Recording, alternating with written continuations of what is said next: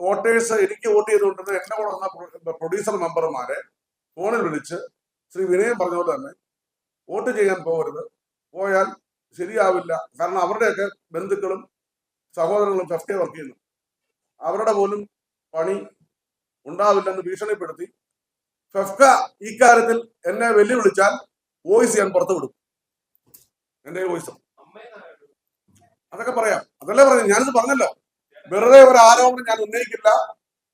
ഞാൻ ഈ പറഞ്ഞ ആരോപണം വെല്ലുവിളിയോടുകൂടി അവർ ഏറ്റെടുത്താൽ വോയിസ് ഞാൻ നിങ്ങൾക്ക് നൽകുന്നതാണ്, നിങ്ങൾ തീരുമാനിച്ചാൽ മതി. അല്ല, ഫെഫ്കയിലെ ആൾക്കാരെല്ലാവരും നല്ല ആൾക്കാരല്ല, ഭൂരിപക്ഷം ആൾക്കാർ നല്ല ആൾക്കാരാണ്. അവിടെ ചില ഏകാധിപതികളുണ്ട്. ആ ഏകാധിപതികൾ എന്ന് പറയുന്നത് ട്രേഡ് യൂണിയൻ നയിക്കുന്നത് പാവങ്ങൾ, അവർക്ക് പേടിയാ പറയാം. ഡിസ്ട്രിബ്യൂട്ടർ അസോസിയേഷൻ ഇപ്രാവശ്യം ലഭിക്കുന്ന പ്രസിഡന്റ് സ്ട്രിപ്പിലേക്ക് അൽവി തോമസ് എങ്ങനെയാണ് വരുന്നത്, യോഗ്യത എന്താണെന്ന് എനിക്ക് എത്രയാണെന്ന് മനസ്സിലായില്ല. അദ്ദേഹം ഏത് പടമാണ് ചെയ്തത്? വെക്കട വെടിയെന്ന സിനിമയാണ് വിതരണം ചെയ്തത്, എനിക്കറിയില്ല. ഒരു സിനിമയും ഞാൻ ഇതുവരെ അദ്ദേഹത്തിന്റെ പേരിൽ കണ്ടിട്ടില്ല.